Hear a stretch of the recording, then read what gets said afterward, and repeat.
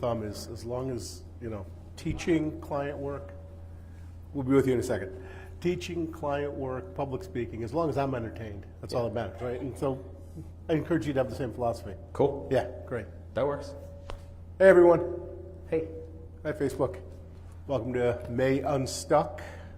Those of you who are new, can we bring down the level just a tad? Just here, yeah, thank you.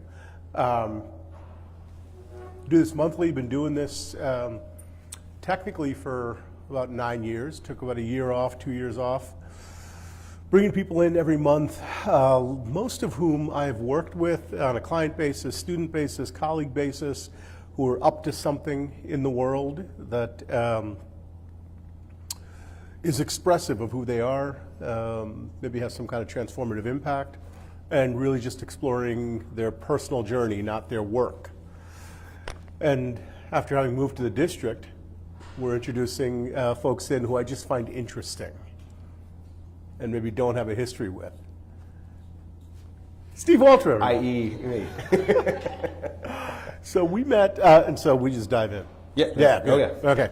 Fully. So we met just, I don't know, 6 months ago? Yeah. About that? Not that long ago. Not that long ago, right? Okay. Mm-hmm. First thing that struck me about you, and I want to poke in on, is actually you've already demonstrated it for the folks, right? Mm-hmm. Is just level of ease. Yeah. Right? Most folks don't show up that way. Most folks show up concerned about something. Yeah. All right? So, you always been that way? Just relaxed where you are? No. Yeah? Far from it, no. That's probably within the past 6 years. And the reason why I can kind of clearly put a mark on it was I actually really developed this comfort of who I am through working at of all places, a retail job. So I used to work at the Apple Store. Everyone's familiar with the Apple Store, right? It's everyone's favorite place. So I started working there, and through working there, I was thrown into a position of teaching workshops. Okay. It was literally a morning where a manager came up to me and said, "Hey, you've taught workshops before, right?" And I was like, "No, I haven't." She said, "Okay, cool, it's really easy." And I was like, no. So anxiety was through the roof, red ears, shaky throat, like voice, all of that was just really bad at it. Right. And then I did it again and again and again and again and again. And then I was like, oh, this is easy. And what I sort of, in that process, I just developed this comfort with myself. Before working there, so that was kind of that foundation of me feeling comfortable in front of crowds. So I think that's where that comes in, right? When I sit in this space, I'm not like, oh my gosh, all these people are looking at me. I'm comfortable with that. Before that, I actually was not comfortable with myself at all. So if we can dive deep, we could dive deep, right? Why not? Sure. I'm flashing back to Tuesday Tea, where it's just anything goes, right? Yeah. Where prior to that, I was very introverted. I was not comfortable with myself at all. Like as a young child throughout high school, wanted to fit in, didn't really fit in, and kept to myself, very nomadic in that sense. Never thought I'd be married or have kids. I'm definitely married and have 2 amazing daughters and an amazing wife, and it's awesome. And it's a complete 180 from who I used to be. And for a while I was in, I would call it, I don't want to call it a deep depression, but I was depressed. I wasn't happy, I wasn't satisfied, I was in a bad relationship. I put on an extreme amount of weight, and I started going to therapy. So I saw an EMDR specialist. I'm diving real deep, because why not? And the reason why I think it's cool to dive deep is because people have similar stories, and it's nice when people actually open up and share, because then you can actually relate, instead of me just saying like, oh yeah, I've always been this way and it's great. I went to an EMDR specialist, and it was basically like this form of hypnosis, right? You're familiar with it? I am. And I might have shared this with you already, but it's this form of hypnosis. And at first I was like, this is silly, but eventually I was able to open up and connect with myself, and I left those sessions, I did them for about 18 months, I left those sessions loving myself. So that was the big turning point. I still was not really happy with where I was in life. And then a little bit after that, met an amazing woman who is now my wife, and that helped, and then started this job at Apple where I was then introduced to, performing for lack of a better word. And now that's me. So that's kind of my long-winded journey to being comfortable with presenting, speaking, and just talking. That's great. That was a lot. I want to thank Steve for being here, and we'll see you next month. I got heavy fast. Sorry. Exhausted. I just. Why not, right? Why not? No, listen. Get right into it. You've hung around us for these 6 months. We're not. It is a fascinating thing. I mean, since you're going, since you started where you chose to start, just you know, one level is a stigma around mental health, but really there's a stigma around anything related to saying how you are, how you actually are, right? Like if someone says, "Hey, how's it going?" Yeah, there's just a real tension around that. So I'm imagining, you know, not imagining, I know, just to, you know, kind of lead off with, you know, so tell us about yourself. Well, I was depressed. I had no friends. I figured I'd never get married or have kids, die alone in the gutter by myself. I went to therapy, I worked at Apple, and now things are good. Like, that's, you know. I went there pretty fast, didn't I? That's good. Well, and you want to know what? I think I did that because I don't want to forget that. Like, I don't want, like, I'll never forget that I wasn't always in this place. Yeah. And so when I meet people, you know, within the past, again, you know, 5-6 year mark, they know this sort of version of me that's very extroverted and very comfortable. I almost don't get anxiety. I had no anxiety coming into this. Like, I almost don't get anxiety anymore. And it's weird to say that. There are some times when I do, but I'm able to process it in such a healthy way now. And I attribute that to the therapy, but then also, you know, just being able to handle, you know, large crowds. Because that's like the number one thing that everyone's afraid of. Nobody likes being in this position. Right. It's like, speaking, sure. They lock up. Yeah, again, there's this you know, kind of wall around who am I supposed to be, and what if I'm not that? Right? Yeah. So take us back, right? Again, since you started there, let's dive into it.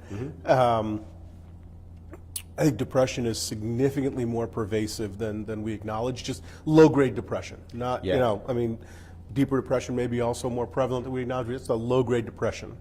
Happy to share some of my stories on that one as well. But since you raised it, so what's that? Can you pinpoint what that was about for you? Yeah, I think most of it stemmed from, again, I was in a relationship that I shouldn't have been in for a very long period of time. I mean, looking back, would I do it again? Of course, right? That's sort of the cliche answer. I would do it because that brought me to here, right? And I do believe that. But I think that was a big point of saying, like, I'm not happy because I'm in a relationship with someone who doesn't accept me. So how could I really accept myself? Because I felt like I had to be someone different.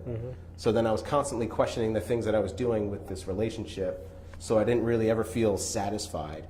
Then I was also at a job where I thought I really enjoyed it. I was working as a graphic designer. So I went to school for graphic design and got a job as a graphic designer. Cool, it should be great. But I was in this position where the people that I was working for, I guess I just didn't feel as satisfied. I thought we should hopefully move into a direction that we couldn't, and then I was kind of in this stuck place. So those are kind of those two main things. And then that's when I just said to myself, like, okay, I need to go talk to someone. Like, I want to go talk to somebody to just process these thoughts. Yeah. So going through the therapy, what did you shift? I mean, you shifted jobs. You got out of the relationship. I didn't fully shift jobs, so I was still in the job, and I was able to process that. And actually, in the job, one of the things that came out of that was I actually started to really get into photography, which is where I am now. So at that job, one of the things that I started getting more and more excited about was the fact that we had to take more photos. So then I was more satisfied with that. But then yes, I got out of that relationship, and that made a world of difference. Yeah. So we'll come back to that. I want to stick with the photography. So I'm a photographer as well. I'm curious when you found some juice in that. What was the juice? Why did that create a spark? So it was something that I grew up around my whole life. My dad is, an avid amateur. Like he is the photo guy. He was, Uncle Jack was the guy always taking pictures with all the family. And as a kid, like I didn't want to be in any of the photos, and it was really annoying. And it was always around me, always around me, always around me. And then when I started doing it, I sort of tapped back into those memories of photography. And what was really satisfying, what really made it motivational for me was that we would do these pictures. We would have to take these pictures of donuts, or we would do English muffins. So we did work for Entenmann's and Thomas's. So we would have to do these just comp shots, like just take a basic shot, cut it out in Photoshop, put it in the layout, get it approved, good to go. It wasn't until the point where when we shot it, and then I was basically convincing the team, hey, we need better lights, we need a better camera, like let's just do this. It wasn't until when I did that and then the client approved it and said print, and I was like, oh, we can print the shot that I took, we don't have to hire a photographer? Like, it was good enough. And that for me was super satisfying. Then I was fueled to say, I want to do more of this. So prior to that, you're doing graphic design? Graphic design, yeah. Okay. So, I mean, very early stages, starting out, laying out coupons, which, they need to be laid out. Someone's got to do them. Coupons have to be made. Not glamorous, not exciting, but, work. There's nothing that's glamorous and exciting except from the outside. Yeah. The most like just amazing thing you can look at, if you actually have to do the work. Right. It's all sausage making. It's all Yeah. just, it's work. It's all work. But so I'm curious though, graphic design. I mean, some people can look at that and say, well, it's still creative work. Yeah. But that didn't have juice. What was missing out of that the photography had? And it did. I think it was because the company that I worked for was so focused on print work. And that was at the time, this is like 2002, where like the internet was the internet. Like, hey guys, here's this thing called the internet. It's amazing. Let's go over there. And I was the young guy coming in saying, hey, we should go to the internet. And they were like, no, print. Print is where we go. That's where we make money. So this is where we're going to stay. So I was trying to push and suggest, again, as the the junior coming into this company, to say, here's where we should go. And then it was just kind of like, no. And we did some cool things. I did some work that I'm still really proud of that was really, really cool, and we got to explore and be creative, but I felt like, it couldn't progress anymore until we started taking those pictures in-house, and then I felt like, cool, here's where I can then have this further progression. I still really like designing. It's fun, but when I'm not doing coupons, when I get to do something cool. Okay. All right. So reel us further back, right? So that's, you're working for an agency, graphic design work, coupons, and other such things. Prior to that, I mean, always interested in creative work? Yeah, art was something that growing up, I was always a little doodler, a sketcher. My grandfather on my mother's side, he was an artist. Not a professional artist, but he was incredibly talented. And he kind of shared that with like my whole mother's side. Like most of my cousins, I've got like 25 cousins, and almost every single one of them has some type of artistic ability. It skipped my mom and most of my aunts and uncles, but then it went down to all of us. And I mean, from music to fine art, and kind of everywhere in between. So that I felt like was in my blood, and I embraced that. Like I was proud of the fact that like that was from my grandfather. So, and it was something that just always made sense to me. Like drawing I was the kid that could draw. Like kids would go, oh, can you draw like a perfect circle? And I was like, yeah, it's a circle. It's kind of easy. Oh, I can't do that. It's like, it's not that hard. But then when I would do like little cartoon characters, like I was the kid that, it was like, hey, let's play this gag, let's do this prank, like draw this dude doing this thing to the teachers. It's like, okay, yeah, I'll do that. So that was fun for me. Yeah, that was kind of my core or my foundation of all of this art stuff, drawing. So you studied art? Yeah. So, I mean, the most studying was when I went for graphic design. Okay. That was the most formal studying that I had. I always had art classes in high school, and my mom, even as a young child, I would go and do like painting classes. Most of it was painting and drawing. Like I didn't do too much sculpture. I never took a formal photography class. It was really all just me kind of improvising, figuring stuff out, and then going to these, after school art classes. Okay. Yeah. So if you go back to that era in your life, right? High school, undergrad, you're studying art as an undergrad, and in high school you're doodling and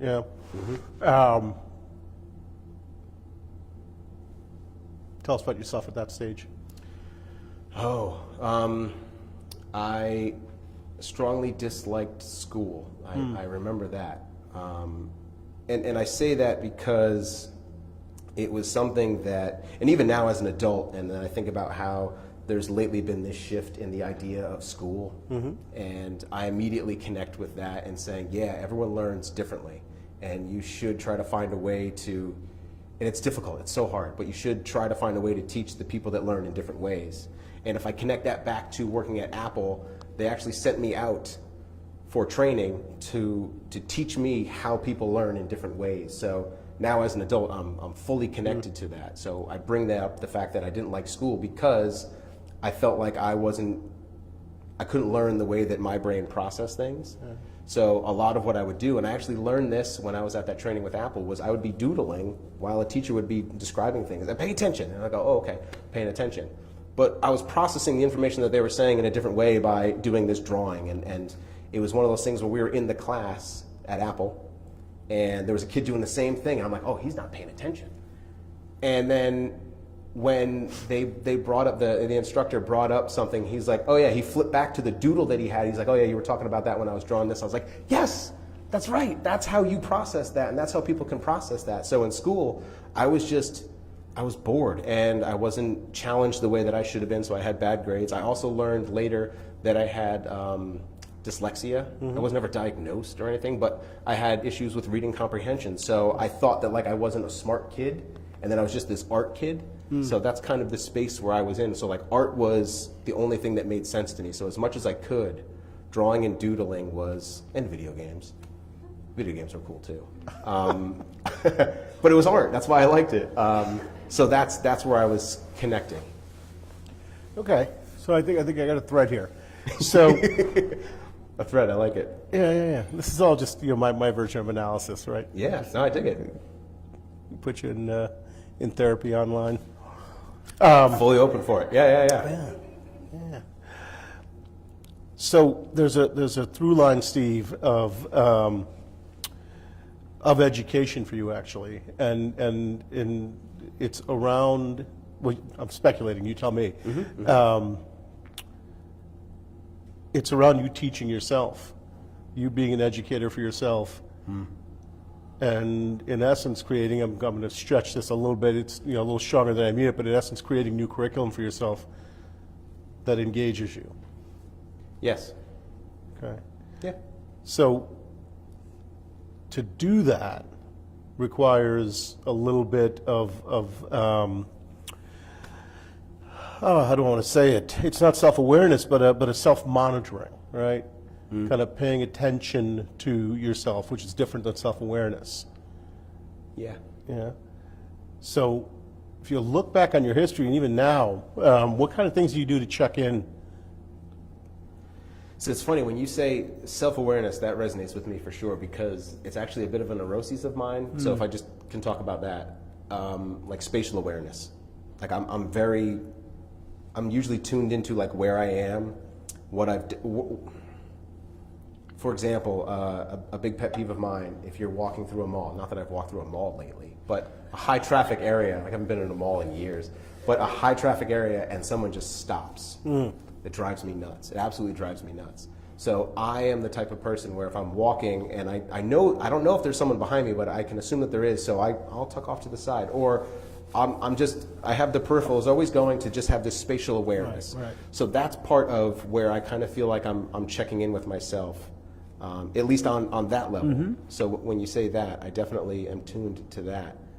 But then as far as, for learning and just, I guess it's really just trying to listen. I mean, even in just our conversation, I'm trying to connect as you're trying to connect. And maybe I'm forcing it too much, but it's being able to have that awareness of even just where you're going with your questions, right? Instead of just being like, oh, he asked me a random question. So it's, oh, okay, where's he going with this? Okay, let me go along with you. And I think part of that has come lately within the past decade, where I've really tried to refine these communication skills that I learned at school in graphic design, visual communication, and then tying them in a deeper way, especially as I've done more video content, where I know what it's like to interview someone, ask them questions, and say, hey, I need to get you to this place. How do we get there? And trying to have that own, again, using the word awareness. I think what I just said made sense. So it's being able to, again, physically have that awareness, but then I guess audibly being able to listen to people. That's the only thing that I can think of is recognizing that it's, just a casual conversation can be deeper than that. Not looking too deep into it, but having a greater understanding. And I'm connecting that back to when we had that Tuesday tea where everyone was having this conversation, and it's, you can open up and you can really connect and not be shy about that. There are certain places where you can do that, though. That was a place to do that. In a casual conversation, one of the things that I've tried to do, and this is getting long-winded, awareness, long-winded. But I have that awareness, but I'm going to keep going. But I recognize that I have the awareness, so I do. One of the things that I like to do is when I meet people, there was an event that happened just the other day at Digital Surgeons. A whole bunch of art directors and creatives getting together. So one of the things I thought, oh, this is a safe space. Like, we're all creative. Cool. We could be a little bit weird, right? Weird is good. So instead of asking people what they did, I asked them, what's your passion? What are you passionate about? Because I think that's a more meaningful starter for a conversation. But that becomes like a, whoa, you're getting deep on me real fast. And it's like, why don't you just ask me what I do? Well, because what you do might not be what you're passionate about. You could talk about what you do and be like, I hate my job. Or whatever it is that you do. So I'd rather talk to you about what you're passionate about. That's where I would rather have, but you can't do that everywhere. You can't, because people get thrown off by it, they put up a wall, and that's just the reality. So that awareness. Yeah. Long-winded. Got it. So you don't do well, I'm imagining, in situations where you don't have options. No, I suppose I don't. And I'm just trying to think of, no, I don't like options. No, I like to be able to attempt to solve a problem. If I can kind of connect that to options, we could do this, we could try this, what about if we did this, right? Problem solving, like I like that. That's a big part of why I really like photography, is that's what that job is most of the time. Yep. Product and commercial photography is problem solving. I mean, it is in other scenarios. If you're photographing a child and the child's not cooperating, well, you got to solve that problem. It is a problem. But no, I guess I don't like it when I don't have, like, Steve, do this. Yeah. And now I'm tapping into the fact that I don't like authority. I don't like authority that says you have to do this. This is the way that it is always. I think that's also why I didn't like school. Yeah. So it's not the authority. It's authority that imposes structure. Yeah. Right? Authority's cool, but if they impose structure on me and close down my options, yes, that's authority can be cool. Yeah. Got it. Authority can be cool, but you're right. I like this. See what he's doing? This is really good. This is great. So based on that, and based on your willingness to just go be vulnerable and exposed. So another thing that pattern would tell me, Steve, is that you don't like to deal with stuff that's like uncomfortable, painful. Like, why do we have to deal with that crap? Can't we do with this stuff? This stuff's fun. There's options, there's choices here. But this thing, man, it's negative. Stop. How's that gotten you in trouble? How's that got me in trouble? Because it's gotten you in trouble, right? This isn't a plan. I swear to God, No, I don't. Has it got me in trouble? Not being able to be positive. Deal with negative stuff. It's weird because, yes, that's true. That is true. I can't really recall a scenario where it's gotten me in trouble where it's just not coming to the top of my mind. Yeah, that's fine. And part of that has been that. So through that therapy stage, and then through just working, what I've always tried to do is focus on the positive, because it's too easy to focus on the negative. And don't get me wrong, I get upset, I get mad, I get frustrated. There was someone I was driving down here, and someone decided to stop and get out of their car. And literally got out of their car, there was a green light, got out of their car and saw a friend behind them and started to have a conversation. And I'm like, are you kidding me? Who does this? I'm laying on the horn, come on, let's go. And then just because they're obstructing you. Look at those connections. Yeah, they were. Obstructing you. And I didn't have options. I know. I couldn't go. Yeah. If there was a second lane, it would have been great. There was not a second lane. Yeah. That's funny. But as soon as that ended, I let it go. Yeah. I try to do that because, I mean, just why not? Like, it's not, why not always try to be as positive as you can? And part of that is my firm belief in just energy and how that's kind of this thing that exists. Yep. It's cyclical, it has this attraction. So if I can be positive, if I can put out this positivity as much as possible, I'm going to attract that positivity. Right. And I would say firmly, confidently, in the past 6 years, it's worked. Yeah. It's fully worked. It's great. Yeah. So prior, the positivity wasn't as much of a go-to. No. Yeah. No.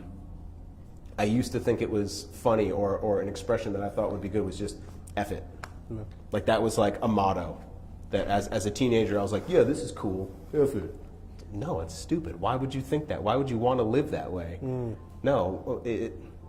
No, so I completely shifted. So was that F it? Was it kind of a cynicism, or was it more of an anger, or something else? Cynicism, I would say. Yeah. Okay. More of there's nothing in my favor. Like it's not working out for me, and so whatever was kind of the attitude. Right. Everything's stacked up against me, so I'm not even going to try. Right. Instead of trying to see where, okay, things are stacked up, but where can I kind of sneak in and out? Yeah. Where can I find options? See, now I'm connecting all of that. Yeah. I dig it. My experience of cynicism is that cynicism is what shows up when awareness increases and there isn't a proportional increase in purpose.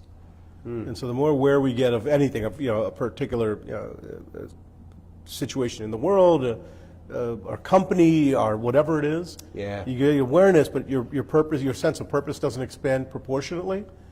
What arises is cynicism. Because now I can see bigger, but I'm not committed to bigger.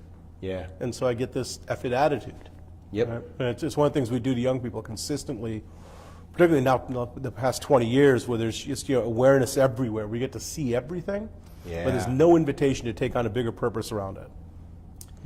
Yeah, and that's so bizarre. I mean, I think about my kids growing up and just again, it's going to sound so cliche, but just the exposure that they're going to have to everything, absolutely everything, and how that's going to shape them. I'm seeing it in my nephews who are 12 and 14 now, so it is really interesting to see that. But yes, right, we're exposed to all of these things, and there's only so much that you can do about any one given thing. So how do you process that information?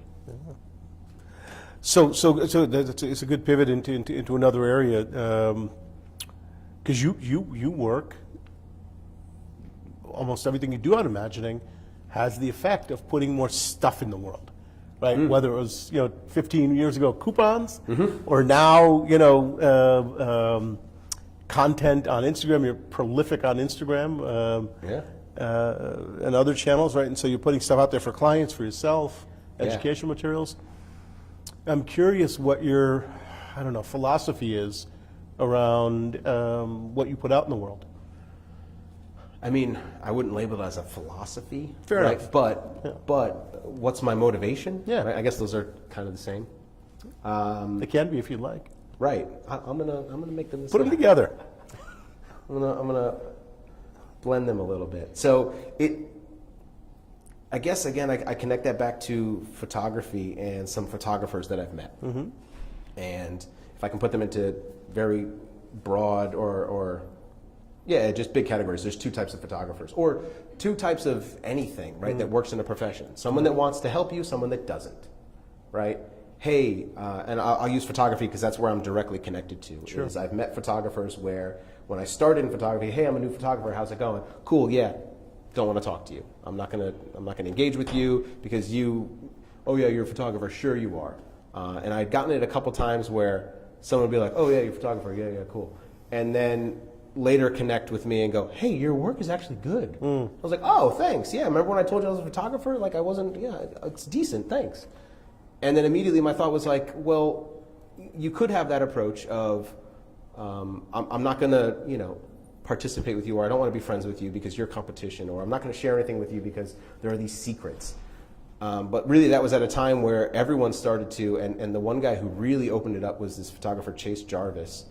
And he started Creative Live. I'm not going to go down that rabbit hole, but he basically said, like, there are no secrets in this industry. I'm going to share everything. And a lot of photographers had a lot of pushback with him, but I remember thinking, like, that's That's how you should be everywhere. Like, why wouldn't you want to bring everyone else up to a point where now we're all on this awesome level? And again, using photography, everyone's on this awesome level of photography, and now there is this respect for this craft, especially in the time where there's just more photographers than ever. And again, you can kind of apply this to so many other industries where it's so easy to be a X that why wouldn't I want to say, like, hey, come along this journey with me. Oh, you like photography? I like photography. We should hang out. Right. Like that is my philosophy. You like this? I like this. We should be friends. Like, we should get along. And I met one photographer, my friend Matt Branscombe, and he was the guy that shifted that thinking, because I met a bunch of photographers that were over here that didn't want anything to do with me, that didn't want to share anything, and ignored me. Some of them later, which were like, hey, your work's really good, we should collaborate. I'm like, oh, we should collaborate, huh, cool. But Matt was very different when, a little cynicism there. You know. Again, I'm not going to completely ignore all negativity, like it's there, I process it, but it's fine. But what I'd rather focus in on is what Matt did, and that's what I channel then through trying to share content. I do this thing on Instagram, Tuesday Tips, where I share stories where it's typically photography related, but sometimes I go a little bit deeper, right? Because I get a little long-winded, And what Matt showed me was that, hey, I'm into photography, you're into photography, we should be friends. And he said, you get your work, I'll get my work. I was looking for a studio, and he said, why don't you get a space in my building? And I was like, really? I'm not stepping on toes? He's like, no, not at all. I was like, that's the person that I want to be. That's how you should be when trying to, if someone says, hey, I'm a photographer, and there's this mutual respect. So I always try to have that approach when I meet young photographers. Right. I say young, in the 20s. I've gone to a bunch of photo meets, and I've participated in these, big Insta meets where 300 people show up at a location to take pictures. I'm usually the guy that shows up with a strobe and all this technical equipment. People come up and go, what is that, what is that, what is that? I could be like, yeah, get out of here. I'm taking my pictures. But no, hey, take a look at this. Hey, do you want to try this? If I do this, this, and this is what happens.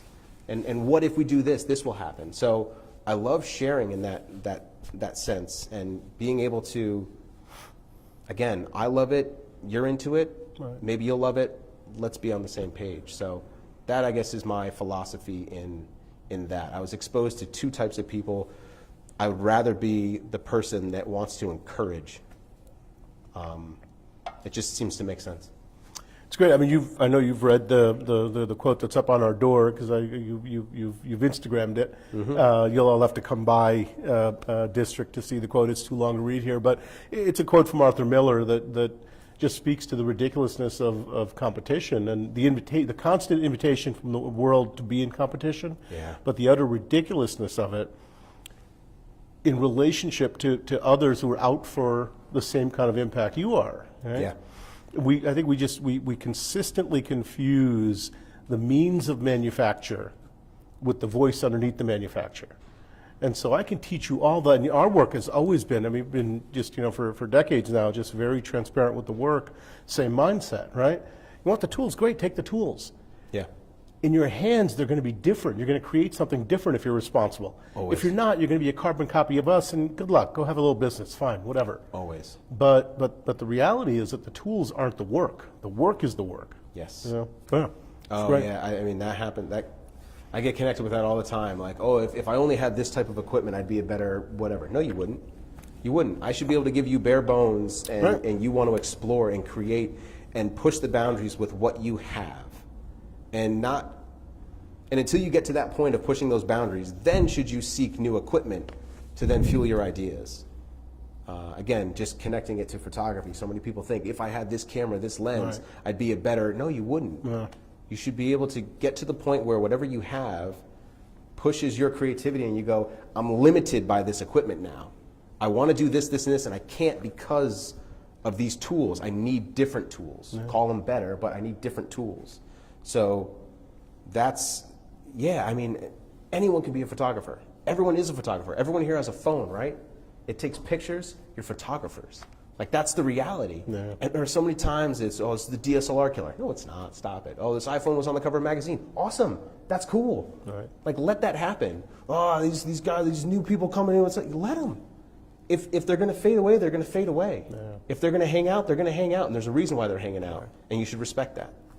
constraints are critical for creative work, I think. I think that not having enough constraints, having too much equipment, having too much sophistication actually gets in the way of really meaningful work. Oh, right? totally. You know? Yeah, totally. Because then I could do this, I could do this, I could do this, I could do this, I could do this. It's like, no, here's somewhat of a box. Maybe we don't call it a box. Maybe it's a different shape. Yeah. But yeah, I kind of tapped out on other shapes that I could think of.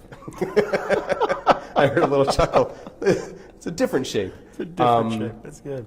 So, yeah, but being able to have some limitations is good. Like, here's a camera with one lens. What can you do? Again, as a photographer, you know, right? There are certain times you just want to put one lens on, and what can I explore? I didn't find to whatever degree I kind of found my quote-unquote voice as a photographer, I didn't find it until I started using a fixed lens, the Fuji X100. Yes. Right? I didn't actually get what it is I wanted to make until I started using nothing but that, because it just how restrictive it was. Is that a fixed 35? Fixed 35 equivalent. Okay, 23. so like a Excuse 23. us, shop talk. Yeah, sorry. 20, Hold on, we're just going to hang out for a little bit. So it's a 23, right? 23 with a 35 equivalent, right?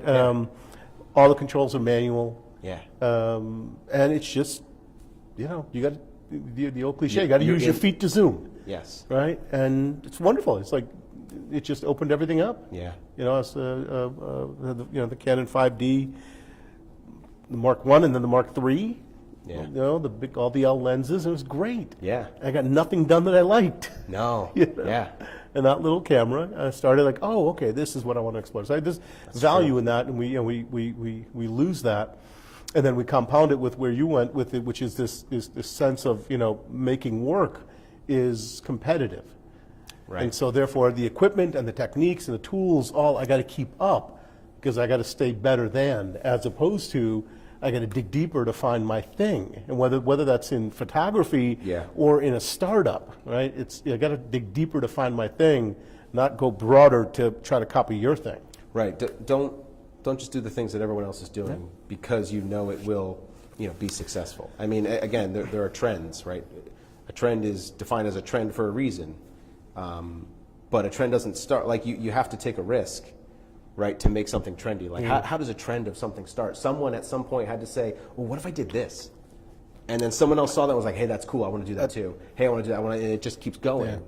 So you have to do that. Sometimes you do that and it's weird. Yeah. To me, what a trend is, and I can get a little, I don't know, maybe precious about this, yeah, please. A little rigid about it. I don't know. I think trends are, the vapor trails of an airplane. It's not where I want to be. Yeah. Right. The plane's already gone, and now there's this stuff. Oh, okay. And because you can see it, that's what you want to try to do. Yeah. One of my proudest, silly, but proudest accomplishments. I used to run a consulting firm. Kind of hung that up a few years ago to do this education thing here, and got to work with a lot of great people, a lot of big companies. And one of my proudest accomplishments was that in a number of large corporations at a C-level, I got executives to quote Jerry Garcia. And this is the quote. This is back in the set. This is one of these stories that may be apocryphal. There's a version of this. It's actually Bill Graham said this, but it captures the essence of the thing. Mid-'70s, Garcia is being interviewed. And if you don't know, Grateful Dead, they were an anomaly. They kind of pioneered touring as a basis for music versus albums as a basis for for building a music career. And they toured 200 nights a year. And in this interview, he's asked, so you guys have kind of reinvented what it means to be a successful music act, right? It's all about the live show and not about the album. Right. So how did you guys get to be better than everyone else? How did you get to be the best at this? Yeah. And story goes, Garcia laughed and he goes, no, you don't understand. We're not trying to be the best at what we do. We're trying to be the only ones that do what we do. Yeah. Right. That's it. Just be you. Just be you. There's no competition. Shouldn't be. There's no competition. There can't be any competition for you. Right. There can't be. The fact you only made one and they broke the mold. Because they had the wall of sound, as I recall. That right? was, the mid-70s, yep. They had like They a- went bankrupt, and they built this giant thing. They had like a mass, like, normally when you go to a show and you see like some kind of screen or stage in the background, they literally had speakers and speakers and speakers. I mean, it was a wall of, it was just massive. Yeah. So you could think that someone else would have been like, oh, we need a wall of sound. That's what's going to... And people did it. Yeah. And it's it didn't like, matter. Nope, doesn't matter, Yeah. right? You're not the dead. Yeah. Yeah, that's interesting. It is one of those things where, so with that, one of the things that I like as a creative is, and I guess this is where, so I talked about my mom's side, right? And that's where like the art comes in. And then my father's side, specifically with my father and his father as well, has more of a mathematical engineer's mind. And I've got a little bit of that. My brother has more of that. Right. But I have a little bit of that where I want to understand how things work. I remember as young, taking apart a calculator, like knowing a calculator worked, and I remember taking it apart and then being like, oh, I don't know what this is. What is this? This is like some circuit board. Like, that was dumb. I was expecting something different, I guess. Right. But I remember doing that because I wanted to dissect it a little bit. So as a creative, one of the things that I do when I see these trends when they happen, right? And it's also my job to see a trend, understand a trend, and can I do that trend? If a client says, hey, we want this, can you do this? Right. I need to be able to say, yes, I can do that. Yep. And part of that comes down to being able to reverse engineer things, looking at something, specifically a photograph. And if someone says, hey, I want my pictures to look like this, can you do this? And I can say, yes, I can. Well, I can do that, but with my spin, with my take, with my style, because that's what I want to do. That's right. Sure, I could recreate that for you. I could just be, a photocopier, slight pun intended. Yeah, and I could. What exactly is the committee you just went to check in on that? Because it's like I'm making a photocopy, right? And it's a photo. I'm copying someone else's photo. I just want to make sure it was all good. No, I got that. I'm just wondering who you were checking with. Just me. Yeah, Just me. somewhere out there. It was Steve checking in with the dad version of me. I was just making sure it was There good. you go. Like, That's what I'm looking for. is this All dad right. worthy? Is this dad worthy? Okay, cool. It's good. Yeah. Sure, I can do that. Yeah. There's no creativity there, and it's fine. I can make you a coupon. Sure, Yep. I'll make you a coupon. But what if we made the coupon like this? Yeah. Cool, we have this idea, and what if we added this? I love what if. What if is fantastic. What if is the best. That's where you have these really cool conversations. So reverse engineering an image is really interesting, and I love doing that. I love looking at where light comes from. I love looking at the tones, the color, all of that, to then figure out how someone made that, just on a technical level. And then there's obviously, the emotion that's connected to that. Like, why did they do those things? They did those things for a reason. And then understanding that emotion, and then, connecting that with a purpose, and then saying, okay, cool, if I want to make an image that looks like that, I've seen this person do that. I know technically how they do it, and then I know emotionally how they were doing it. Now I can do that. And then how can I do that my own way? Right.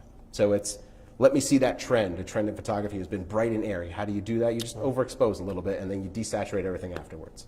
Cool, it's bright and airy. Can you do that? Yeah, sure. Do I want to do that?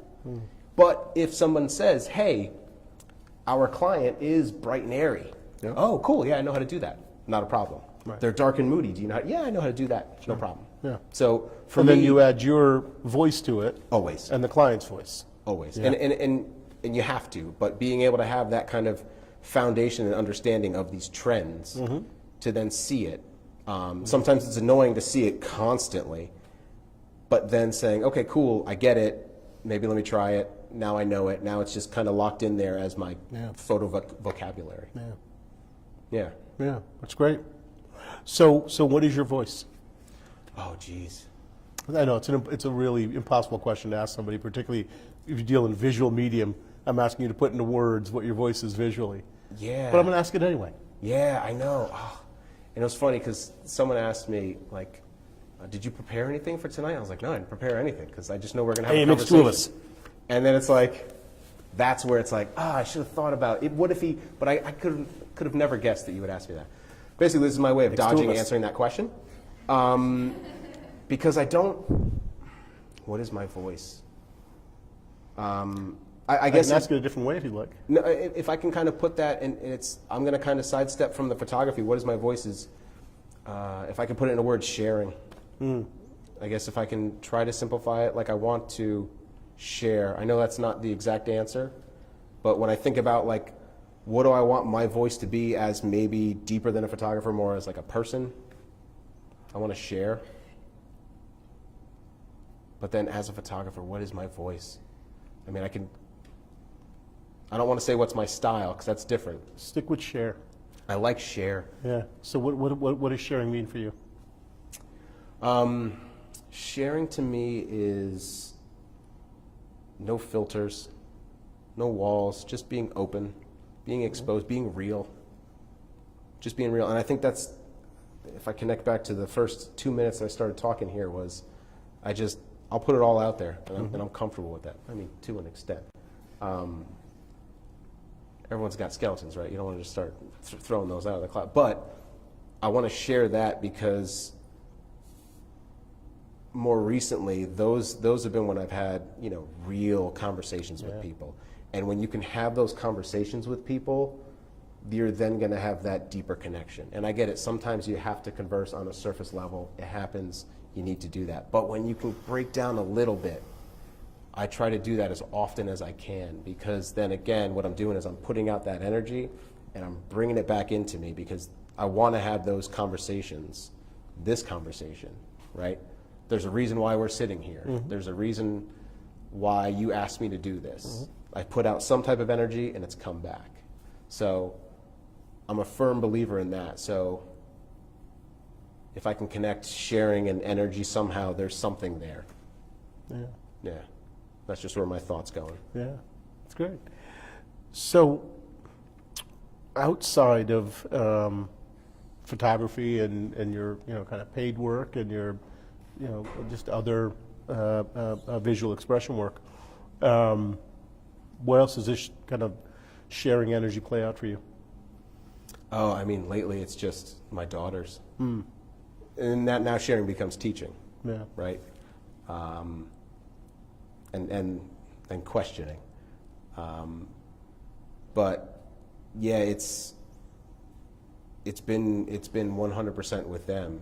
So I have a 2.5-year-old and an 8-month-old, and every single day is learning something new. And it's really cool, and I think we tapped into this a little bit on Tuesday Tea, but I'll share it again, that it was, you genuinely, and again it sounds cliche, but it's real. Things that are cliche for a reason, and I know that's cliche to say, but it's real. It's a real thing that I learn as I'm teaching them. I learn as Scarlett is my older daughter. She'll start to structure longer and longer sentences and put more and more things together, and I'll try to help refine those thoughts and that processing. And recently I had a conversation with my wife where we were talking about the importance of language and descriptors, because I'm trying to teach her left and right. She knows how to put on her shoes. She can identify that there is a difference, and she knows.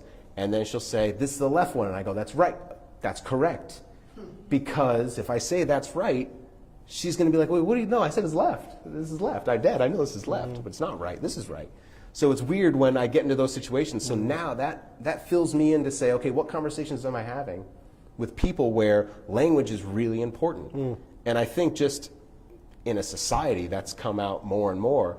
And there have been more and more conversations where people are open to the idea of saying like, hey, I know we've been doing things this way, whatever it is, language, there's so many other topics. Let's try to think about it in a different way. So I'm teaching her, she's teaching me. And it's awesome. Yeah. It's really cool. Yeah.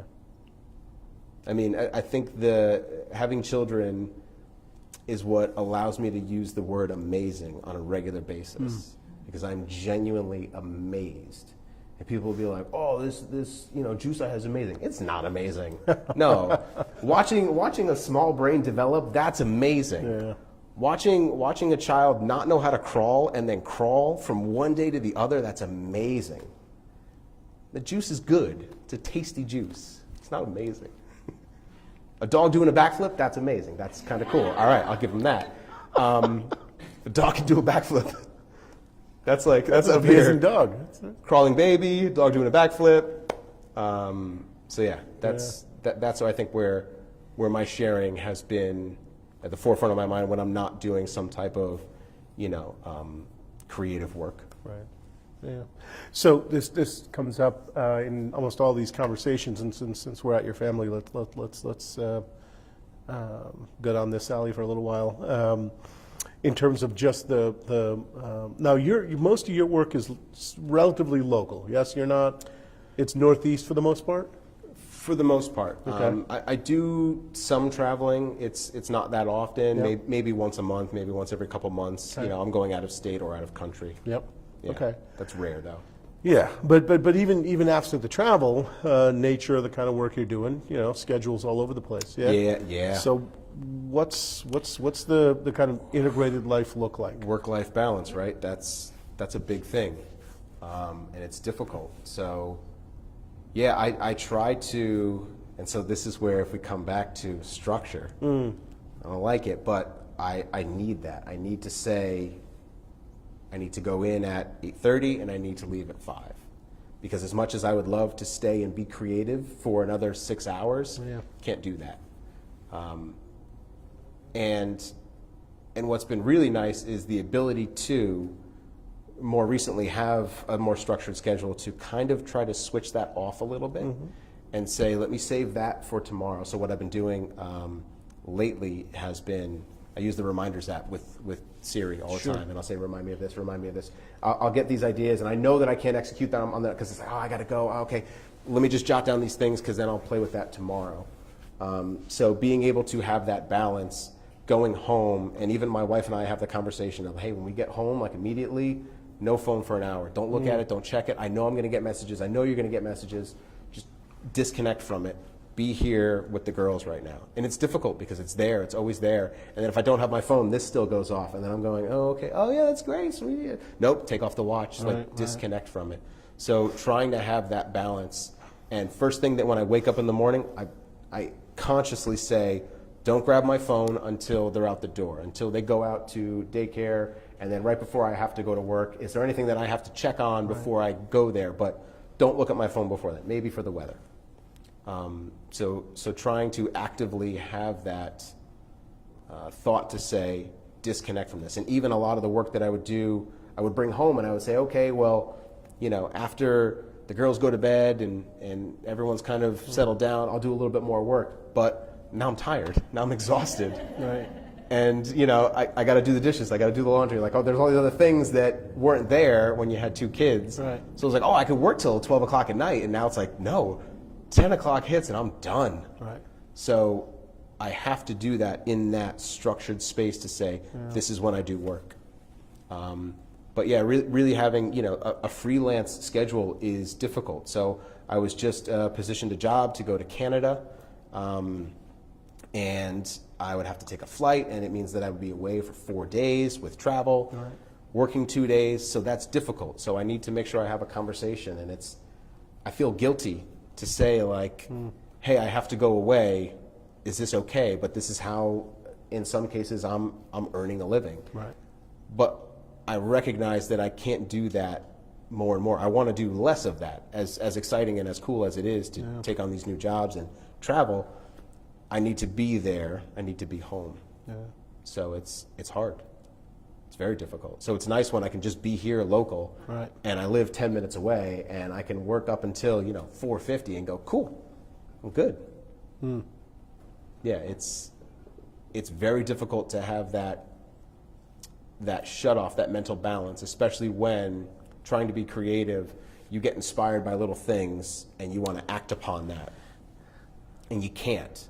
Or I just know that I shouldn't. So what's funny is when I actually, when I do, so with my daughter Scarlett, we have music time and we have drawing time. Like those are the things that fuel me, so I want to share them with her. She loves drawing. She absolutely loves drawing, and that makes me so happy. She absolutely loves it. Daddy, let's draw. Daddy, let's draw. Cool, yeah, I'll draw anytime you want to draw. So what I do is I'll use that to kind of sketch out ideas. Like I'll doodle, whatever it is. Interesting. And I'll draw things, and I'm teaching her. I'm trying to teach her color theory. She's 2.5. I'm trying to explain her color theory. I'm like, oh, blue and orange. Yeah, those are color Pantone chart out, and you're kind of Pantone swatches.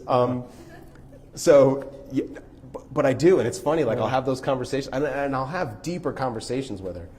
Talk about the colors in nature, and I have brought up the Fibonacci sequence to her before. She doesn't know what that is at all. But I'm sharing that with her. So in those moments when she's being creative, and I want to encourage that, that's me being the nerdy art guy that I am. That like, oh, I'm going to do this with you. You have no idea what I'm talking about. Fibonacci, what's that? Right. So I will take those moments to be creative for myself with her or through her. So yeah. So you answered the kind of follow-up question that I had, which is, as a creative person, we're all creative people, but as somebody who owns their creativity, control when an idea pops up. It pops up, right? And when you're managing a life that's got other constituents in it, moving with inspiration isn't always possible. But it's interesting that you'll use the time with your daughter. Yeah. To channel that if there's an idea that's bubbling. Yeah. Yeah, it's great. And sometimes it's just to process it, and maybe nothing comes of it. Yeah. Maybe I'll just kind of sketch out, some lighting diagram. Right. And that's it. Cool. Now it's out of my head. Like I have to get it out. I want to get it out. And I have this ability to kind of sneak it in without her knowing that I'm working. Yeah. But it's not work. It is, and that's why I love it, is because so much of it is not work. And I make this joke, when I'm doing a shoot on set, it's like 70% fun, 30% work. And that's like a slight motto that I've been going by. Because if you're not having fun, like if that goes up to 30, 40, 50, 50, it's sort of like, okay, that's all right. But as soon as it goes to 60, 40, work fun, I'm out. I don't want to do it. Because then, and I say coupons. that, and again, it's coupons. And I say that again with a self-awareness that I recognize that not everyone can do that. And that I am very fortunate that I can say that. But at the same time, what I want to do is I want to share this message, I want to share this message of you should try to do that. You should want to be 70-30. You should want to be 60-40. Fun work. You can't always, but if I can be 70-30, it's a good day. Yeah. It's a great day. Yeah. Where people get hung up on that, in my experience, is there is a great comfort in complaint about it being 30-70. And to get it to 70-30 is its own kind of work. Right. I mean, it's its own kind of work to craft work for yourself over time. Yeah. That has juice in it, whatever juice means for you. Yeah. Right. But it is accessible to all of us. It's work. It doesn't just magically happen. The world didn't get designed for us to be, comfortable and happy in. No. It's indifferent. You got to do the work. Yeah. There's challenges, and even just running your own business, accounting. I have no desire. That's where it starts creeping up, and I just don't. So here, I'm going to pay. Here, you do this. I don't want to do this. That's not fun at all. Even though that's in this, I need that to be done. Yeah. I absolutely need that to be done, but I don't want to do it. But I work with a person. I just ignore it until April and then make stuff up. That's kind of where I'm at.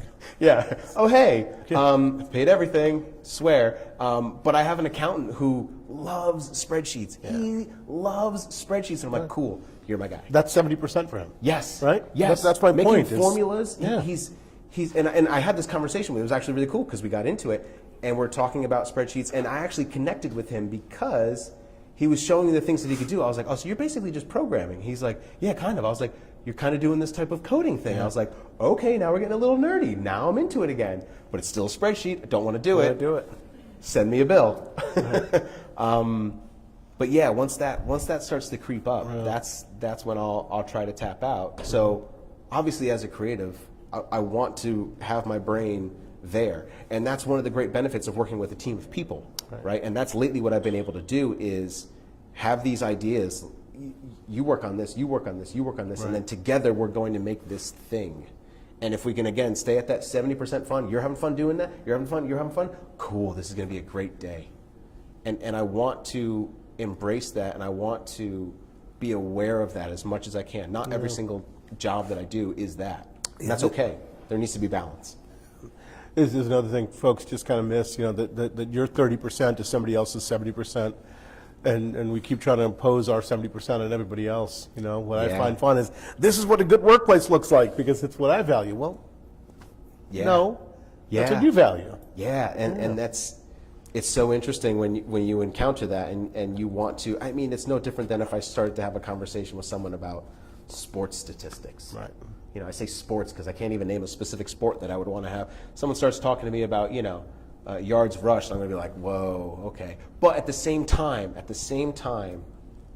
I would like to observe them having that conversation with someone else because what's your passion? It's this. Cool. I want you to talk about that. And sure, include me in that conversation. I'm not going to contribute much, but there's an energy now. Yeah. You're talking about sports stats and you love it. Cool. Yeah.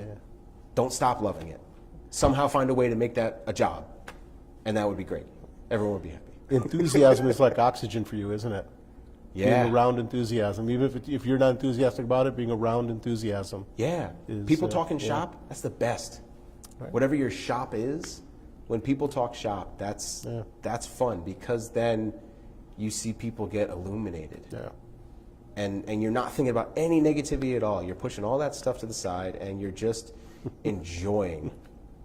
Again, I'm connecting on all these things that we've just talked about and now making these immediate connections to all of them. So it's cool. I appreciate you asking me to do this. I'm just kind of, in the moment right now. You're the kind of guy who to test this out from you tell me, and then we're gonna, we have your wife on the phone here somewhere. We're gonna ask her if this is true. Hey, Sarah. Yeah. Here's what I'm imagining. You're the kind of guy who, we're on a road trip. We're driving down a highway in the middle of the desert. The next stop is not for another 75 miles. It's 2 a.m. We get a flat tire in the car. We get out of the car and you look up and say, "Wow, can you believe how great, beautiful the stars are out here?" That's you, right? Yeah. Yeah. Oh, yeah. Oh, guys, the Milky Way. It's right over there. Yeah. Cool. Grab my camera. Let's go. It's great. I'll try. Yeah, I want to be that guy. Yeah. Yeah, and that's like a sure. We could bitch and moan about a flat tire, and it sucks. It's not going to change the fact that there's a flat tire. Got to fix it. Yeah. Fix it. Folks who come from that perspective, one of the traps for them is that they jump around a lot, like undisciplined. Like they won't finish it because it starts to get uncomfortable, and they go, "Oh, I'm going to move to this thing." So tell us about that. Yeah, I mean that's just that's real. So I'm thinking that I can think of specific projects that I've started and worked on and then didn't finish. I'm not sure if anyone else can relate to that. Probably everyone. Yes. I have this idea. I want to do this thing. Okay, cool. I'm going to start this thing, and now I'm in the process. I'm going to contact you. Can you help me out with this thing? Okay, let's get going on this thing, and then. Okay, I did enough of it to go, okay, satisfied with it. I've done a lot of shoots that way where I have this concept. Again, it's this idea that I need to get out of my brain. I have this, most of it is based around experimenting with lighting. What happens what if I do this? Right. So I need to have a model or some friend come and can you just stand here? I want to explore this thing. And I take a bunch of pictures and I look at them and go, okay, I got it out of my head. Ideally, I should take those images, process them, do something with them, make them purposeful, put them on my website, promote them, but I don't. I stop there because I've gotten that idea out of my head. And not that that's gotten me into trouble, but yes, I start a lot of projects, and I get to that midway point where I get satisfied enough to say, okay, I'm good with it now. And then sometimes I'll come back and I'll revisit it. And I have had some people say to me like, hey, remember when we worked on that thing like 4 years ago? Did you do anything with that? And I'm like, oh, no, I didn't. I'll revisit that soon. I swear. It's not like it was a paid project. Paid projects completely different. Sure. But passion projects, that's where I'll kind of, I'll tap out midway when I just feel like I've been satisfied. Yep. Because usually what happens is I get a new idea. Yep. That then sparks this, okay, I did this thing. Oh, what if I do this? Yeah. So that just goes over here, and now I'm over here. It's got more enthusiasm to it, and so you're on to that thing. Now I'm jazzed on this. Yeah. And one of the projects that I started was a portrait series called 30-Second Exposures. And we've talked about this before. And what I like about that is that it's never ending. It's okay. It's always ongoing. It's always a work in progress. So it's okay if I put it off to the side for a little bit. So the idea behind this is it's a video portrait. I have someone stand in front of my lens for 30 seconds and I capture them for 30 seconds. So this is connected off of something that I learned from good friends of mine where they introduced me to the 30-second hug. So when you hug someone for 30 seconds, that's a long time. You normally hug someone for what, 2, maybe? Second and a half? Once you go to 5 seconds, it's kind of weird. You hit a 10-second mark, you're like, oh no. You hit that 15, 20-second mark, and you're like, okay, all right, maybe this is okay. And then by the time you hit 30 seconds, your breathing becomes synchronized and you're just relaxed, usually, right? Not always. So the idea with that was the same thing. Here, you stand here, look at me, and I'm going to record you for 30 seconds. And lately what I've been doing is saying, there's no direction, just don't talk. Because I don't want to see people's mouths moving. But what I'm doing is I'm capturing more than just a split second in time, right? I'm capturing a little bit more of your essence, right? I'm exposing you for 30 seconds. So there's a little kind of play on words with that, right?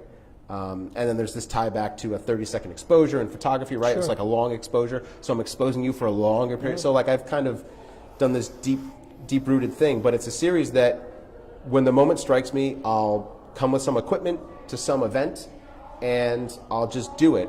And what I've been doing lately is I use it as an icebreaker. So when I show up to an event, again, where normally you might be anxiety-ridden, right? You might show up to somewhere and go, oh no, I'm not going to talk to anyone. I'm comfortable showing up to some type of thing by myself, and I'll bring camera equipment. And maybe that's kind of like a shield. Maybe I kind of use that as a way to, again, shield for lack of a better word, but I use it as a way to connect with someone and say, hey, I'm working on this portrait project. Would you like to be a part of that? All right. What's the portrait project? And I explain it. And then we end up connecting, and then I capture them for 30 seconds. Now we're almost friends. So it's a cool way for me to be able to, again, break this fear of connecting with people that I used to have, and going into a room and saying, hey, I have a camera. Like, do you want to do something cool? And a lot of people are like, yeah. And then I pick up on that, oh, cool, no problem. That's fine. But even just having the conversation about what the project is a way for me to connect with someone and, again, just kind of exchange that energy. So that is fun because that I can start and stop whenever I want. Right. And it's always evolving. Yep. And I know that you have projects similar to that, 7 years, right? Where you're constantly evolving, and or I guess it's a little bit more specific than that. Yeah, I'll take on one thing. It's actually the opposite of it, because I'll take on one thing and won't stop it for 7 years. And that's what you're doing. And that's what I'm doing, and it's some medium, some creative medium. Yeah. And it is 7 years of going as deep as I can with every spare moment. Which is so cool, and it's acting now currently. Yes? Currently in an acting cycle, almost exactly in the middle of it, a little over 3 years into a 7-year cycle. Yeah. That's awesome. In my 10th production right now, up in awesome. Ridgefield. Yeah. That's really and right. So you have this time limit, and yeah. What was the 7-year mark again about? Was there specifics to the number 7? I stumbled onto it accidentally. Just I had 2 7-year cycles that just happened to be around 7 years. So you're like, before I decided that I was going to proactively do it. Cool. And 7 years, when I think about it, you can master anything in 7 years with focus. Time. I mean, you can master. I'm talking about master something. Because what is it? 10,000 hours is supposed to be like mastery, right? Yeah, if you do something for 10,000. I don't know if I quite believe that, but regardless, So the cycles have held true. You know, there's 2 years, maybe 3 of stumbling around, looking like an idiot, right? Just, I mean, my goodness, the current phase, and there's no more, glorious way to look like an idiot than on a stage with other actors who know what they're doing in front of a live audience. Yeah. Right? And just look like an idiot for a year or two. And then, consistently, every cycle I've had, around year 3, you start to find your voice. You start to find, oh, interesting, this is how I want to say what I want to say in this medium. Mm-hmm. And then the phase I'm entering right now, it consistently has been the productive phase. The last 2-3 years, if you're lucky, 4, you can actually do something. Cool. Right? So that's why I picked up photography, was my last cycle of 7 years. Yep. Published a couple of books, and the end of that, and that one I kept doing. I still shoot. Yeah. But the end of that phase was really productive. I mean, I got stuff out that just, That's so cool. was expressive. Yeah. Right. So I go the other way. I kind of, forced myself to deal with all I'm bored with it. Yeah. I'm not enthusiastic about it anymore. I'm blah, blah, blah, blah, blah. I don't want to go to rehearsals. I don't want to. Right. And just plow through to try to break through to something. And that's great. And So I don't run on enthusiasm. right. So I actually get turned off by enthusiasm for myself. Interesting. Yeah. Yeah, and it's so funny because when I think about that, I'm like, how could you not? But of course, you're We're all different. wired different. Yeah. Yeah. There are patterns. Yeah. But we're all wired different.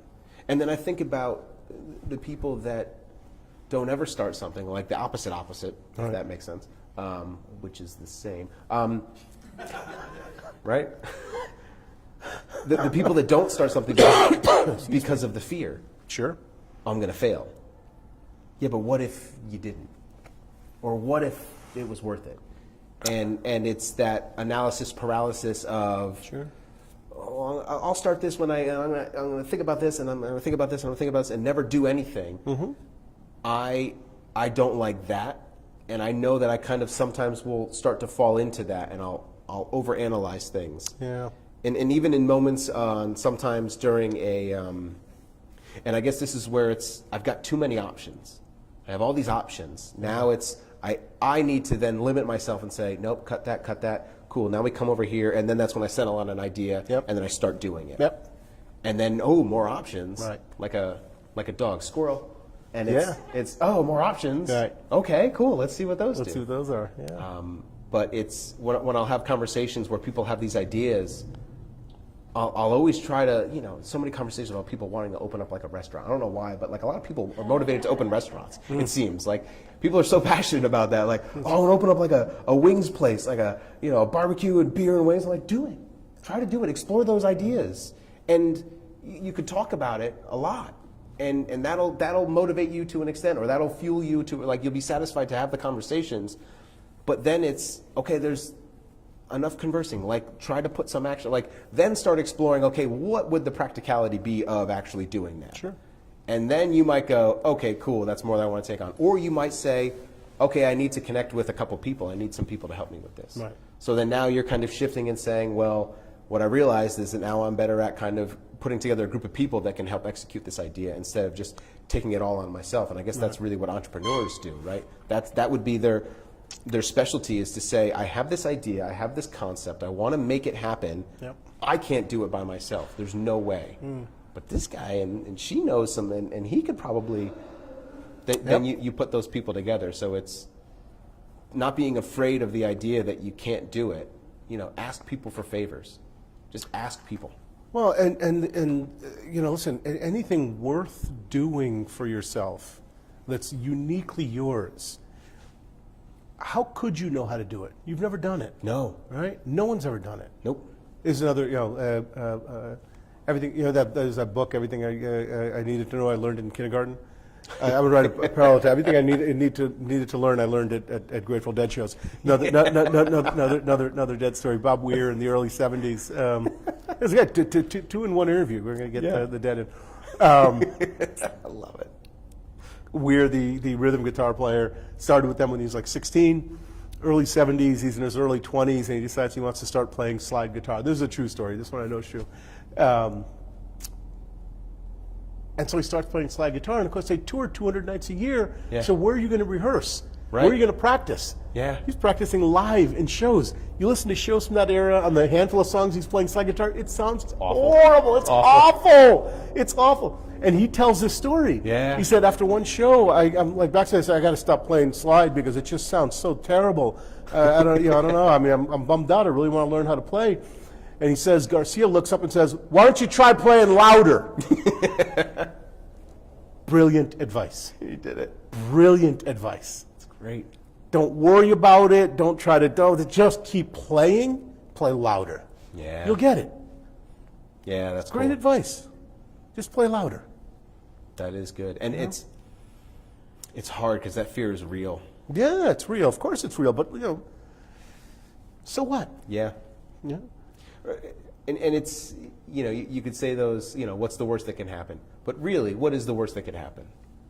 I could tell you. Exploration? Yeah, I can tell you the worst that's going to happen. It's going to happen anyway. Yeah. You're going to die. Yeah. Right. But the worst thing that can happen to you as a result of whatever action you take is that you die. Yeah. Guess what? It's going to happen anyway. Yeah. Inevitable. I literally, I do it, so I teach at the, I'm on faculty at the graduate psychology program over at UNH. Mm-hmm. And they've started asking me to come to the new student orientation, their kind of first day in, and how I've been kicking it off is literally saying, okay, so I want you all to get first day grad school, these 22-year-olds, 23-year-olds, like, I'm in grad school. And literally the first time, so I want you to all just understand something about your experience here and about life, and about your careers, about life in general. Mm. You're going to die. That you realize you're going to die. Like, yeah, that's the look. That's it. Who's this guy? What is he? You're What? going to die. It is inevitable. Hopefully it's not for another 80 years. Right, But of course. you're going to die. It is guaranteed of everything. Yeah. This is the one guarantee you have. And taxes. Yeah, even that you can get away with. You could actually. They might catch you, but you don't have to. Death, you have to. But you're right. Yeah. So then the question is, What's what are you the going to worst? do? Right. What are you going to do? I'm gonna make the most of it. That's it. What are you going to do? And that's what kind of connects me back to speaking selfishly, or not selfishly, but just fortunately to say, like, I love what I do. So when someone says, like, if I were to ask myself that question, like, what do you do and what are you passionate about? And I'd say they're the same thing. I mean, I have other passions, but being able to do creative work and pay my bills with it is amazing. Yeah. So I want to try to do that as much as I can for as long as I can.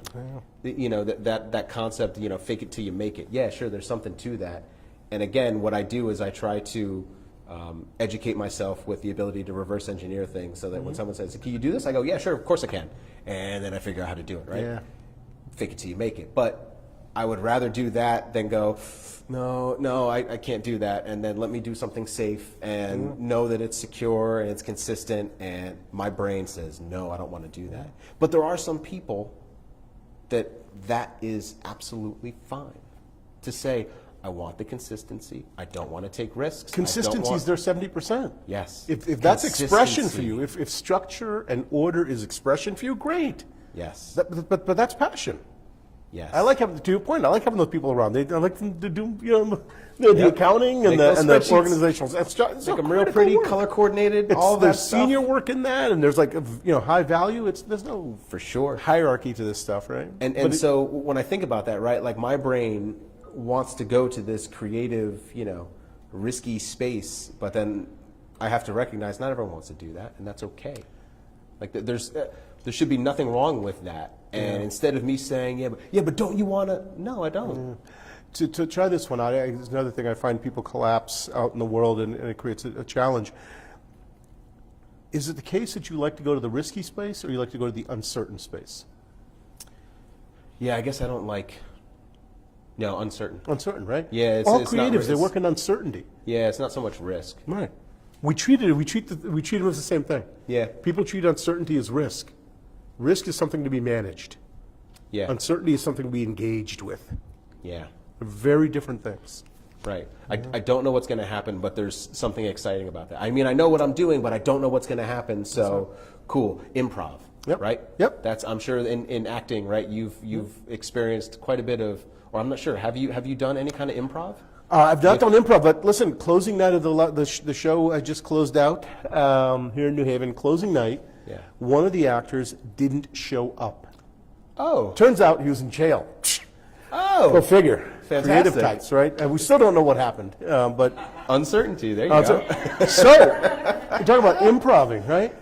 We had to, on the fly... This is a key actor. Not a key actor, but Okay, he's someone in half a in the dozen show. scenes. Yep. I mean, half a dozen scenes get impacted, dialogue has to get changed, and Wow. and so we're 15 minutes, so it's a 15-person cast, and 15 minutes Whoa. before the show, we're figuring, okay, so change this line to this, do that, and Yeah. it's great. And that's right. There are people that will melt down in that scenario, completely melt down, shut off, and go, nope, nope, nope. Yep. But, right, you can't. Yeah, it's uncertainty. We don't know what's going to happen. The show must go on. Let's go engage with it. Let's go find out what the show is tonight. Right. Hey, this could be fun.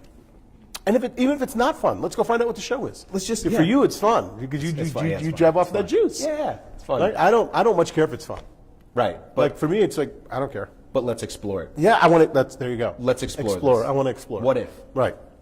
Yeah. And it doesn't have to be fun. It could be work. It could be. Yeah. I don't care. Have you thought about doing any kind of like improv stuff within this 7-year cycle of theater? Like is improv something that's driven you at all? No. No. This is an acting phase. Gotcha. This is pure acting. Yeah. Yeah. Acting and writing, live theater. Cool. Yeah. Yeah. Yeah, the improv is something that, when I think about like stand-up comedians and things like that, being That's able going to be to a future phase.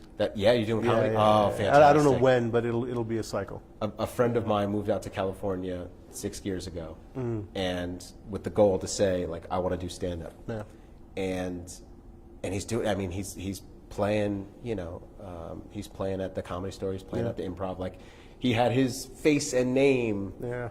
And it was like you look at that, you're like, you did it. Yeah. And then in his mind, he's like, I'm still doing it.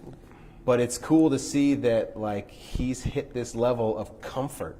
The first couple years, one of his first shows was at the Ridgefield Playhouse. Oh, really? It was awful. Of course. I told you, first 2 years, you look like an idiot, whatever the thing is. I think they gave him like 7 minutes was what he had to prepare. And 7 minutes is a lot. long time That's in a comedy. lot. And he asked me to record. I did the video and I recorded it. And he came back to me. He's like, that was like 7 minutes, right? And I was like, yeah, it was like 7 minutes. It was like 14 minutes because he was just, he didn't have that. And now he's quick, he's tight. And it's just to see that comfort and being able to, and the reason why I'm thinking about this is thinking of improving and being able to deal with hecklers, right? Like that's a real thing. And if I had a deeper thought, I'd connect that to something else about hecklers in real life, but I don't have a deeper thought right now. But seeing him respond and react, being quick and being able to process, there's a talent and there's a skill there. Yeah. Like that's something that you have to work. So that'll be really cool to see comedy. Comedy is, I'm a student of comedy in the sense where like I enjoy it and I observe it and I like and I understand the structures but I have no desire. I have no, because I'm funny at home. I'm funny with like my family and I'm good there. Yeah. I understand timing and I know how to jump in and I'll do a little thing. Right. Cool. I've gotten a couple laughs here. Cool. I'm good. Yeah. I don't need to put myself up on stage and just bomb. No, I don't want to do that. I'm with you. I can't do structured comedy, so it'll be a great.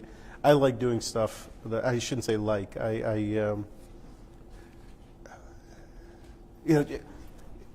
You go to like to we're entering carnival season here in the Northeast. You go to a Six Flags or something like that, right? Yeah. Or you go to a carnival and you can buy the bracelet that's like all you can ride. Yep. Right.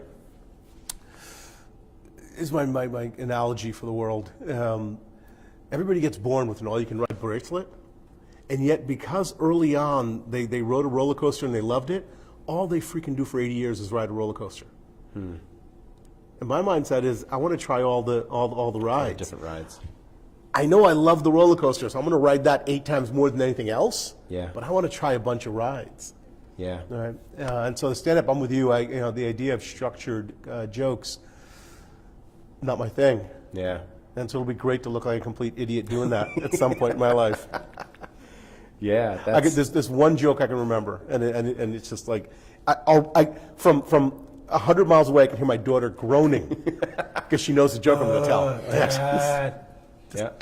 How many surrealists does it take to screw in a light bulb? Fish. Perfect. Let it settle. It's my favorite joke. Wow. It's the only one I can remember. Yeah. Oh, I can't wait. I can wait for the moments from my daughters. Yeah, you got time. Yeah, I got a little bit of time. Right now, you are like they are Moses, and you are the voice in the burning bush. Yeah, There's still cool. nothing you say that is not right. Eventually, Still cool, and then if it's Dad. Yep. Yeah. That's great. And then you know the beauty. I'm at the other end of the tunnel. The beauty is then they come back and start repeating the stuff. Ah. Right? Oh, and it's As if it were theirs. yeah, and it's And so you let them funny have it. because But- I am my you are a product, like I am a product of my parents so much to the point where I recognize I have two distinct sneezes, and maybe this isn't the most compelling information to share, but I sneeze two different ways. One is like my father and one is like my mother. Wow. And I know it. And sometimes I have audibly said by myself out loud, that was mom. Like I've sneezed and been like, that was mom. I have never, so there we go. I have two sneezes. And it's so funny that like I'm so aware that like that was like my mom's, that was like my dad's. Yeah. It's very bizarre. That's hilarious. I've never heard anyone distinguish their sneezes before, let alone tie them back to genetics. That's beautiful.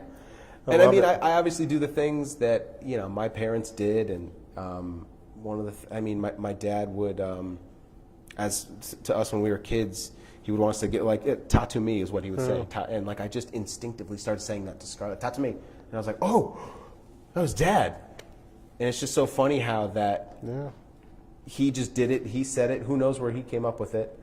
And then that was passed down to me. And then Scarlett one day might say, tattoo me. It's just cool to think about that. And the power and the influence of sharing that I have with her. So it's cool. It'll be nice to see that kind of come back, after the stage to see like, oh, cool, you're doing the thing. Oh, you were listening. All right, cool, nice. Listen, extend that out. Now, now we're going to get into kind of more the you've next philosophy. Yeah. Where we do that with each other constantly, right? The people we're kind of in regular contact with. Yeah. We're doing that constantly. We're at Thich Nhat Hanh, the Vietnamese Buddhist monk, talks about planting seeds. Is that every single thing you're doing with another human being, even if it's a single interaction, you're planting a seed. Yeah. Every single interaction is planting a seed. That is Be cool. very careful about the seeds you plant. You're very powerful. And you don't realize everyone has the ability to completely shift, and it could be in this positive or this negative way, or just some impactful way. Like there are things that I'm sure so many people can just immediately connect to a situation that they had with someone, whatever it might be, and you were so affected by that, and then that other person has no clue that it happened. Yep. No clue that it happened at all. Yep. And I can recall so many specific moments in my life where I've had an interaction with someone, and I will absolutely never forget that. They have no idea that it happened. Yeah, for them it was just a conversation. Just a conversation. And you don't realize that in those conversations that you have with people that you might be affecting someone. So why not try to make that conscious effort? Yep. And it's so difficult to try to make that conscious effort to be as positive, right? I put in quotes, I shouldn't, but like I try to do that where I don't want to affect things negatively. I don't want to leave a bad taste in your mouth, but I can't always do that. So here's the thing. So I'm with you. I think I'm a passing student on this one, but like a D pass, right? But here's the thing on it. Right? It's like you mentioned sports. It's like being a ball player, right? There's a difference between just going up to the plate casually and just swinging. Yeah. And being very attentive and really paying attention to the way the ball's coming in, how it's coming in, and really working daily on your swing. Yeah. And even then, failing 70% of the time. Yeah. Right? A failure 70% of the time is a great baseball player. That's good. Yeah. Right?